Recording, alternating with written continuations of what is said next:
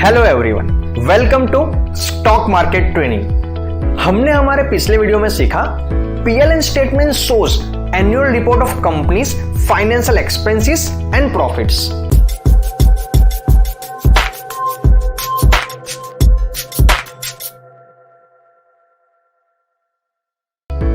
Our today's topic is company fundamentals quarterly results, in which we will cover how to read quarterly results, what can we understand about the company from quarterly results।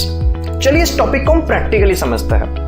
अभी हम यहाँ पे एक ऐसी company का example लेके चलते हैं कि जिसका business quarterly up and down होता है, तो आपको ज्यादा अच्छे समझ में आ पाएगा कि क्वार्टरली रिजल्ट्स क्यों इंपॉर्टेंट है। कंपनी का नाम है वंडरला हॉलीडेज, जो एक अम्यूजमेंट पार्क कंपनी है। हैदराबाद, कोची, बेंगलोर, वहां पे उनके अम्यूजमेंट पार्क भी है और कुछ जगह पे उनके वाटर पार्क भी है।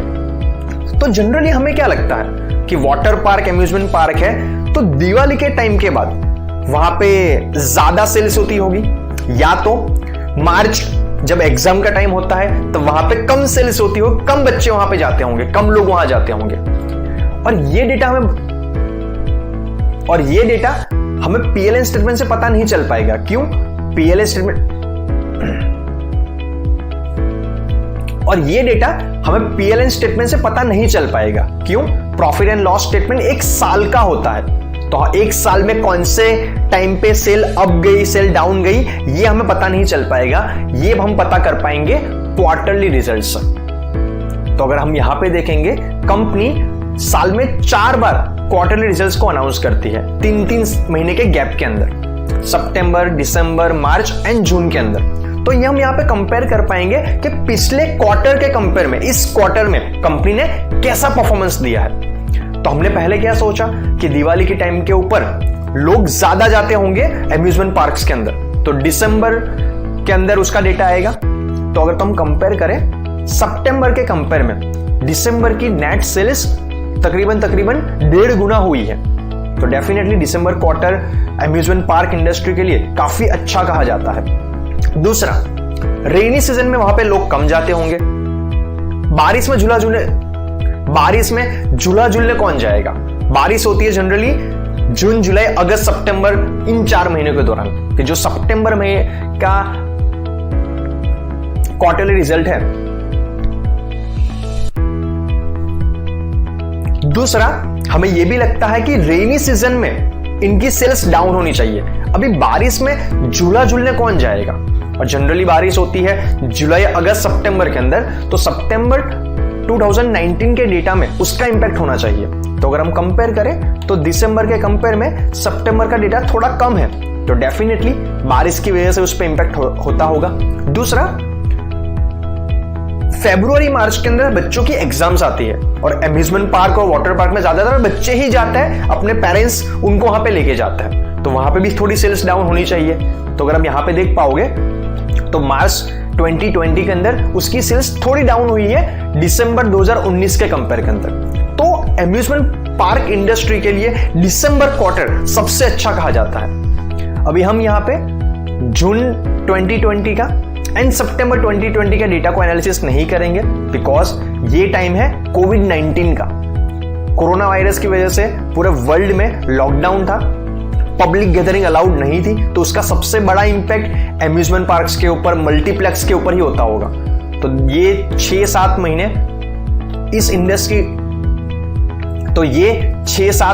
इस इंडस्ट्री के लिए सबसे ज्यादा खराब रहे हुए हैं। दूसरा, हमें यह भी लगता होगा कि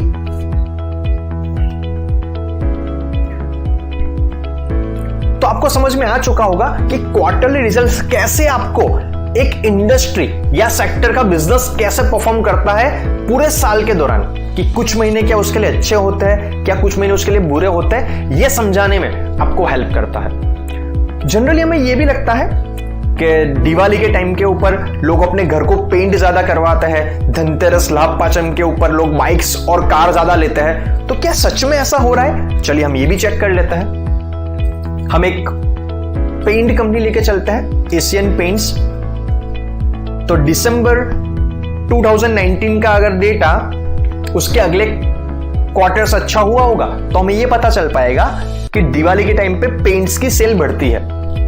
तो अगर हम यहां पे कंपेयर करेंगे, सितंबर 2019 नेट सेल्स थी 4,278 crore and December 2019 net sales है 4,656 करोड़ के आसपास। तो डेफिनेटली 5-7% का डिफरेंस है। बट जैसा हमें लग रहा था कि दिवाली पे सेल अचानक से बढ़ जाती होगी, तो यहां पे ऐसा नहीं है। दूसरी एक पेंट कंपनी ले लेते हैं, बर्जर पेंट्स। उसके डेटा को अगर हम कंपेयर करेंगे तो यहां पर भी ऑलमोस्ट सिमिलर है। सितंबर 2019 नियरली 1400 करोड़, दिसंबर 2019 नियरली 1500 करोड़। अभी हम एक ऑटोमोबाइल कंपनी का एग्जांपल लेके चलते हैं कि क्या दिवाली क्वार्टर के अंदर सच में बाइक्स और अभी हम एक ऑटोमोबाइल सेक्टर की कंपनी का एग्जांपल लेके चलते हैं कि क्या सच में दिवाली के ऊपर बाइक्स और कार की सेल्स बढ़ जाती है। हम लेके चलते हैं टीवीएस मोटर्स। अगर हम जाके देखेंगे क्वार्टरली रिपोर्ट्स के अंदर, तो अगर तो सितंबर क्वार्टर से दिसंबर का ज्यादा अच्छा होगा, तो डेफिनेटली हम जो सोच रहे हैं वो सही है। सितंबर 2019 का डेटा है, नेट सेल्स हुई थी 4,347 करोड़ और यहां पे दिसंबर में देखोगे तो उल्टा सेल कम हो चुकी है 4,125 करोड़ के आसपास। तो जैसा हमें लग रहा है कि दिवाली के ऊपर सेल्स अचानक से बढ़ जाती होगी, लोग उसकी वेट करते हैं लाभ पाचम या धनतेरस की बाइक या कार लेने के लिए, तो ऐसा बिल्कुल भी नहीं है। चलिए हम और एक एग्जांपल लेके चलते हैं बजाज मोटर्स का,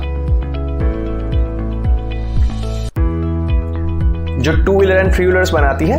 उसका रिजल्ट अगर हम कंपेयर करें तो ऑलमोस्ट सिमिलर है। सितंबर का रिजल्ट है 7,707 एंड दिसंबर का भी ऑलमोस्ट सिमिलर ही है। तो जैसा हमें लग रहा है कि दिवाली पेंट इंडस्ट्री के लिए या ऑटोमोबाइल इंडस्ट्री के लिए काफी अच्छा रहता होगा, तो ऐसा जरा भी नहीं है।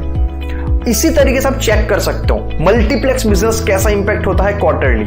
एफएमसीजी कंपनी का बिजनेस कैसा है, क्या कंपनी पूरे साल अच्छा सेल कर पा रही है, या तो कोई महीने कंपनी के लिए अच्छे हैं, कोई महीने कंपनी के लिए बुरे हैं। दूसरा, आप ये भी हमेशा चेक कीजिए कि अगर तो कंपनी का बिजनेस पूरे साल सिमिलर रेंज में रहता है, तो आप सितंबर 2020 के डेटा को पिछले साल का क्वार्टर सितंबर का उससे भी कंपेयर कर सकते हो, तो आपको आइडिया लग जाएगा कि कंपनी का परफॉर्मेंस एक्चुअल में किस वे में जा रहा है। क्योंकि अगर हम देखेंगे प्रॉफिट एंड लॉस स्टेटमेंट के अंदर, तो यहां पे कंपनी की सेल थोड़ी डाउन हुई है।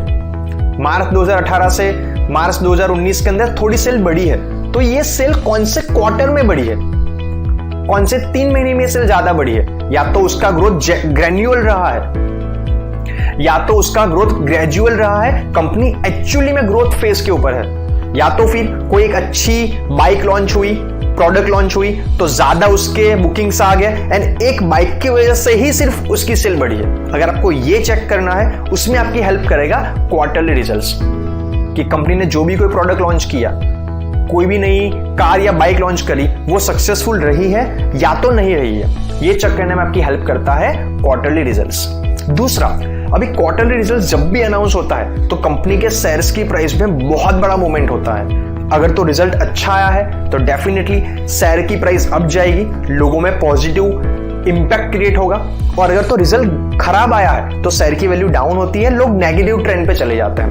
तो आप समझ के देखिए कि अगर शेयर वैल्यू में इतना डिफरेंस होता है, तो जो कंपनी के प्रमोटर्स है, मैनेजमेंट है, उनके ऊपर कितना प्रेशर रहता होगा कि हमें अच्छा रिजल्ट प्रोड्यूस करना है।